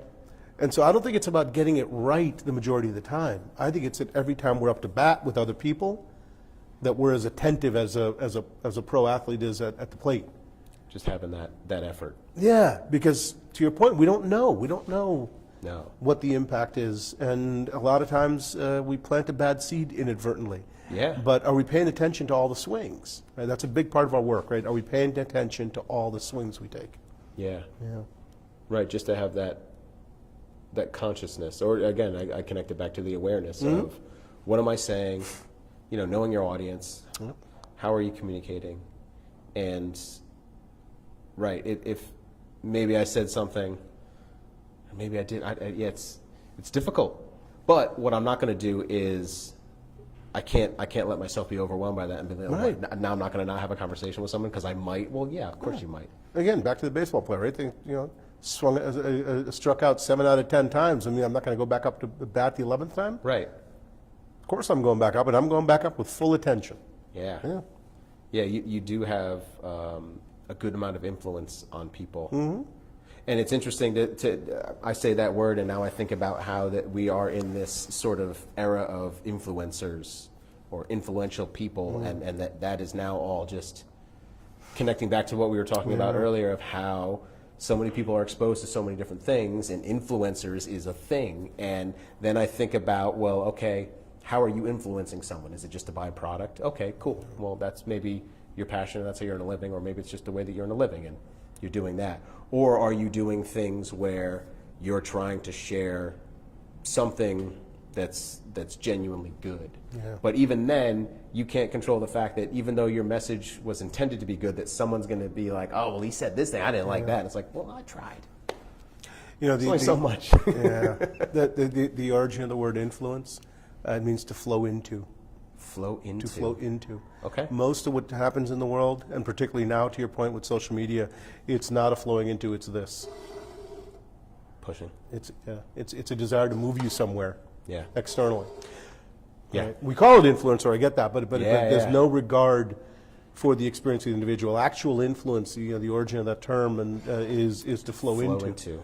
Right, and so in order to flow into, there needs to be a real regard for the individual, right? And that's not what we do. It is more where can we push you to? Right. Yeah. Hey, you're my target demographic. What can I get you to do because I need to do that? Yeah. And again, there's the recognition of that, being aware that that's happening, and then being able to process that and know that, oh, okay, I see what they're trying to do here. Yeah. I'm not going to let them do it. Yeah. Or, hey, what they're saying's not that bad, and maybe there's a couple little bits over here that I like, that I enjoy, and now I'm going to take that and interpret that in my own way, and then kind of mold it similarly to me. Again, tying back to, I'm going to observe someone's work and say, okay, that's nice. I can recreate that, but then how can I make it my own? How can I take your message and make it my own so that I can then share it with people? And we do that all the time, right? Like, again, just with language, like, you have this interpretation of, these expressions or these sayings, and there is that kind of room. In many areas, there's room to kind of read in between the lines of things. Right. And people don't realize that what they might be saying is, they might be trying to to say, hey, this is what I'm saying to you. And it's like, well, no, I'm kind of interpreting it like this. Okay, I tried. Yeah. But yeah, it's really cool to think about the effect. That's where I start to think about psychology and sociology, and all those things start to become really interesting to say, why does someone do what they do? And I'll sometimes get caught up in that, and I'll try to analyze it. And again, because I've self-analyzed, right, going through therapy, like I had to process and understand. I kind of had to step out. There was a moment during this EMDR where it hit me, and I had this almost psychedelic experience. Out of body, I think, would be probably the cliche term, but I had this moment of like a strong self-awareness, and there was this light blue that occurred. Like, it was really cool because, and I'm kind of getting chills thinking about it because I'm tapping back to that moment. But what was really, really, really cool was the woman that I was working with. She literally would hold a pen and do this in front of me and say, okay, tell me what's on your mind. That's the process. So it was like this hypnosis. And I stared at that pen so many times and nothing happened. And then there was one time, I'm getting chills. There was one time when I started saying things. I was like, hey, I think my heartbeat is synchronized with the clock right now. She's like, oh yeah, all right.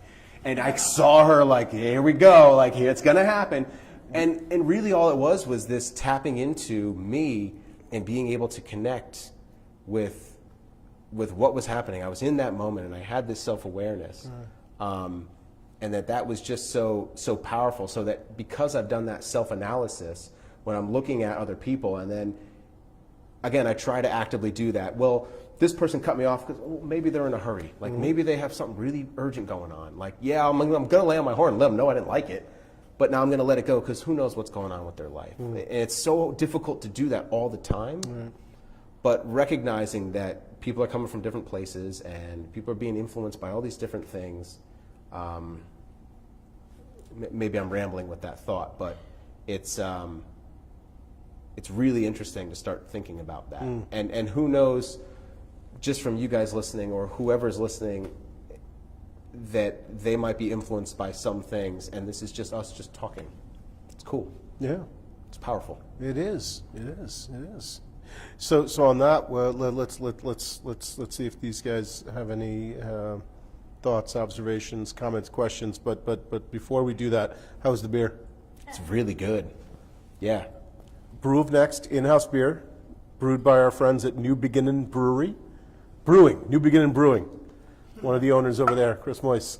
It's fantastic. Thank you, Chris. Yeah, thank you, Chris. I haven't had a chance to try this batch yet, so It's very good. I foolishly I forgot to grab a bottle. But the seltzer's nice. I'm having some seltzer. Not our product. Right. Not a New Beginning product, but Yeah. still nice. Yeah, great. So what do you guys think? Observations, questions, comments? Yes, ma'am. Do you have an end goal or an end idea for what you're doing with your 30-second exposure videos? Yes and no. Yes, I would love to be able to display it somehow. I would love to be able to. I've never had a show, like an art show. I've hung some art in other shows, but I've never had a show.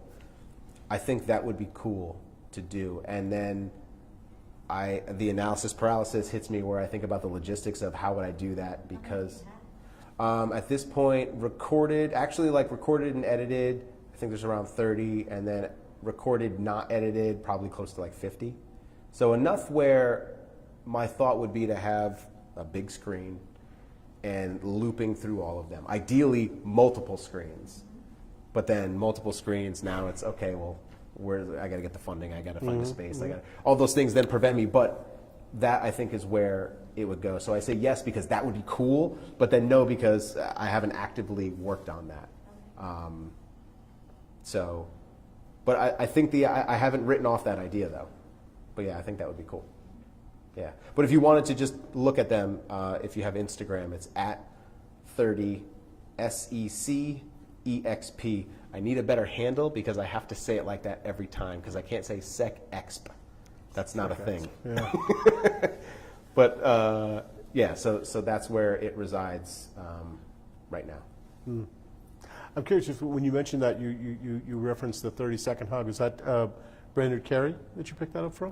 No, this was no, not at all. This was literally my friends who actually where I've hung work is FTS Gallery, so it's a tattoo shop and get out of here. It's FTS. Steve, I'm going tomorrow to finish the piece after like 5 years. Get out of here. Love those guys. Particularly Yeah. Steve he's the only guy that took me years to find somebody who'd be willing to do this, and he just killed it. That's so. He was I'm amazing. literally wearing an FTS shirt. That's cool. Steve's Yeah. awesome. Steve's Yeah, fantastic. it's great. All of them. Everyone. George, the owner, is Yep. someone that I've known since I was 8 years old. That's so wild. Wow. And he is. Let's talk about George for a second. George, I love you. He is a guy that, when you think about what if, he always, what if, cool, let's do it. He is someone that just lives the way he wants to live. Yeah. And, some would say to a fault, right? But, I mean, he said, hey, I'm going to go move to Hawaii and just figure it out for a year. And he did. And it was amazing. And everyone's like, oh, I'm so jealous. It's like, but I'm sure it was really difficult to do. It was a complete struggle, but he did it because he wanted to do it, and he did it. But he's just the guy that I can have conversations with to then, when you get into that analysis paralysis, he's the guy who would probably tell me, like, hey, let's do that show. Like, let's just do it. Let's just make it happen. Let's call this person. He would be the person to be active, and then he's the one that can then motivate me to be like, yeah, I should do this show. Let's do this show. So as much as I try to do that for other people, like, he is one of those for me. For sure.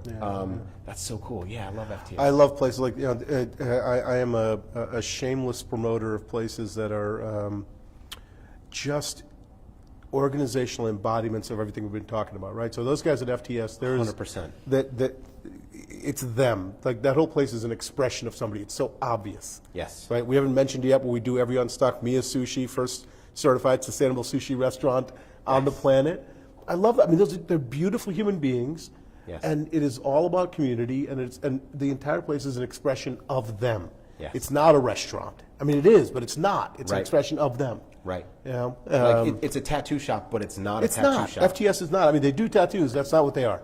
It's more of when you walk in there, and it was a really cool concept. It's more of an art gallery. You walk in there, and this is an art gallery. You don't see tattoo booths. You might hear the buzzing, Right. but you don't see them. You have to go behind the wall, and then it's there. But it was at one of their anniversary shows where I was introduced to that 30-second hug. They Okay. had they were giving away raffles. So they had this big wheel that you would spin, and then you would win a raffle. And one of the prizes, one of the click, click, click, click, click, click, click, click, was a 30-second hug from one of the tattooers at the time, Alex, who now is in California. So he would just come over, and he would just hug you. Complete stranger. Yeah, 30 that's seconds. awesome. Just a hug.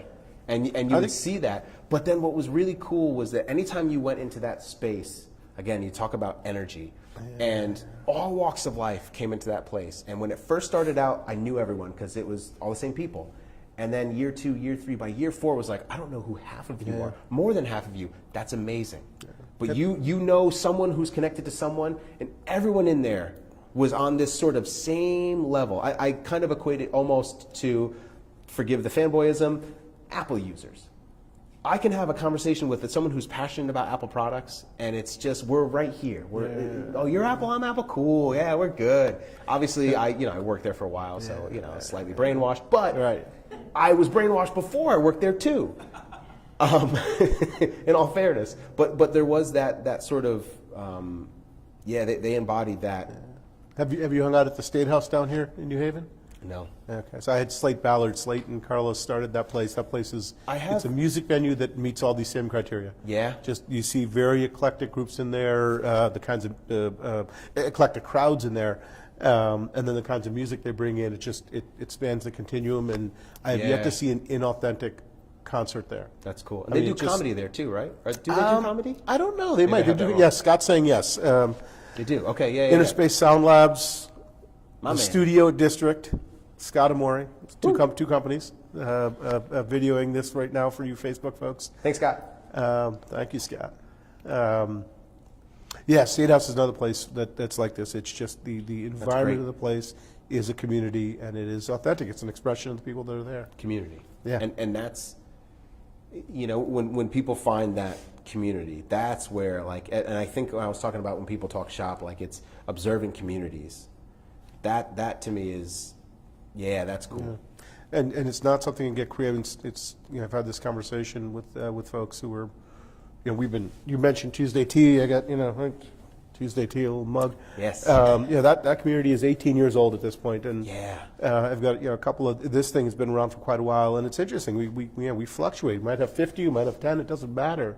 The sense of the community is always there, and people have a real tough time getting their head around what constitutes community. They try to build community as if it were it goes back to the techniques thing around photography, right? Where okay, so what do I do?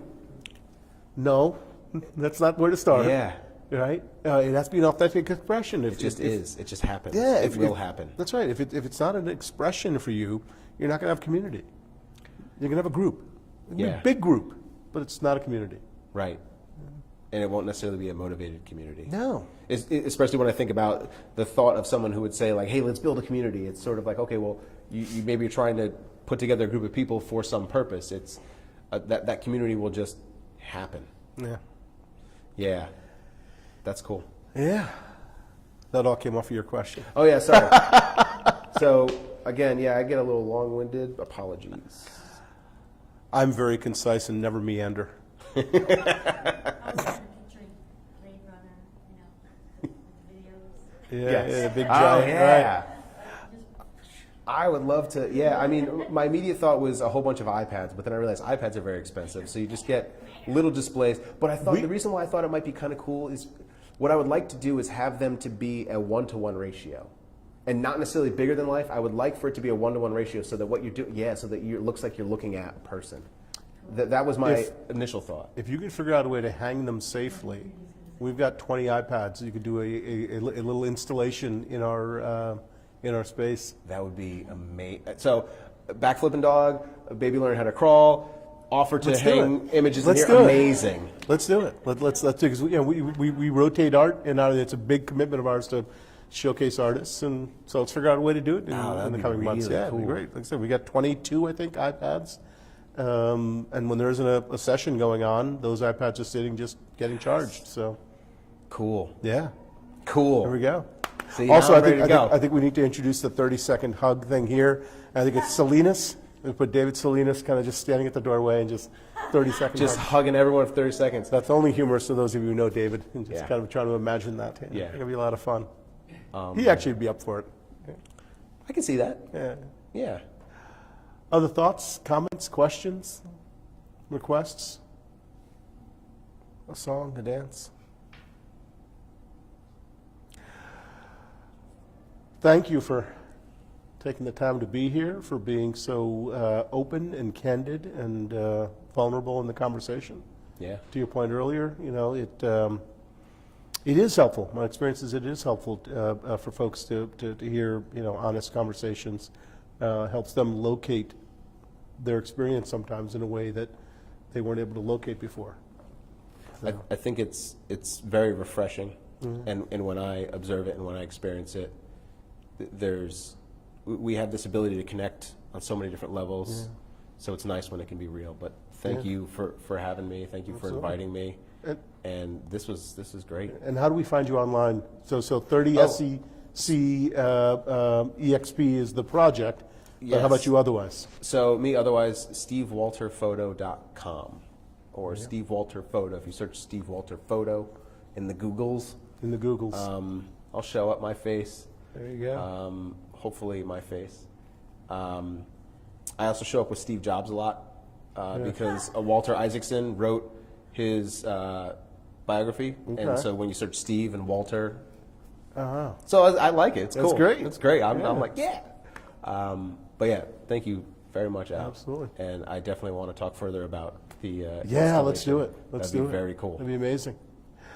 Thank you all who are watching. We got, we actually have, I mentioned Mia's earlier. We have the person who actually keeps Mia's alive and running, not the great Bun Lai, who is one of the folks who keeps Mia's alive and running, but his sister, Mia, will be joining us either next month or the month after.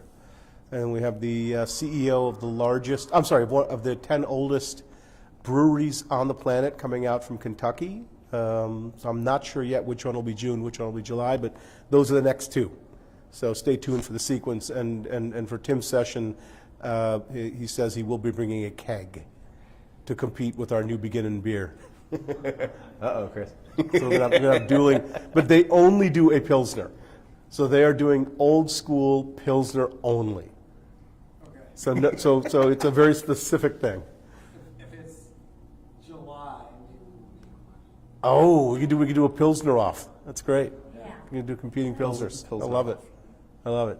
Thank you all for being here. Thank you all for Yeah. tuning in. We'll see you all soon. Thank you. Cheers. Cheers. That's it. We end as formally as we began. We just kind of Yeah. peters out. Perfect. Yeah.